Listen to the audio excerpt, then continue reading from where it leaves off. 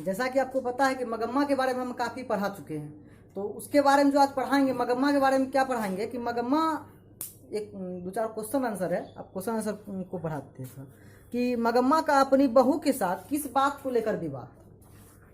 तो मगम्मा को अपनी बहू से विवाद था, हम बता भी थे कहानी में।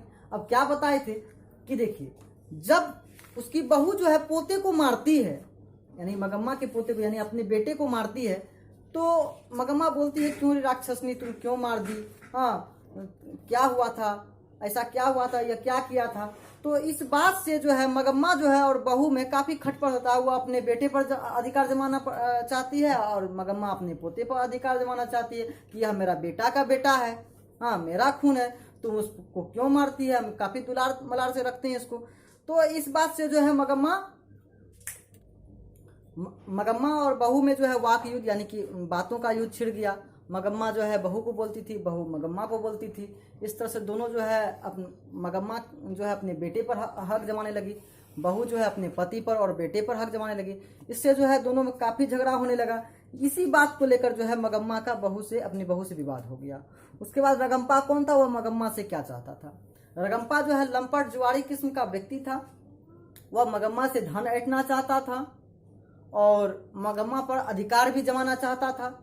मगम्मा को जो है दूसरी नज़रों से देखता था, इसलिए कहा जा सकता है कि वह लंपट किस्म का व्यक्ति था।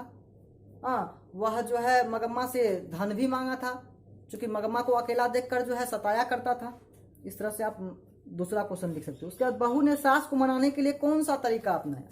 तो बहू जब देखी कि रगम्पा नाम का एक व्यक्ति जो है उससे धन ऐंठना चाहता है, तो बहू सोची कि अपना ही घर का पैसा जो है दूसरे जगह जा सकता है, कहीं ऐसा ना हो कि सास जो है यानी सासू माँ जो है वह जो है अपना पैसा जो है रगम्पा को दे दे।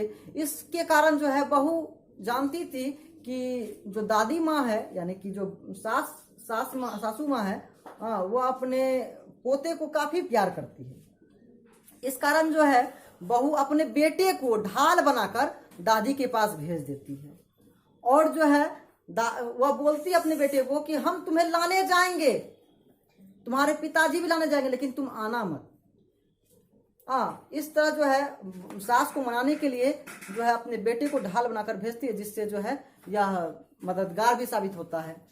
और यह बहू जो है यह बात तब कबूलती है जब लेखिका जो है बहू से पूछती है कि क्यों री नजम्मा, तुम जो है अपने सास को कैसे मनाया। यह प्रसंग को हम छोड़ भी दिए थे कहानी में, तो इस प्रसंग को वहां पे जोड़ भी देना है। ठीक, इस तरह से जो है आपका इससे क्वेश्चन समाप्त हो गया।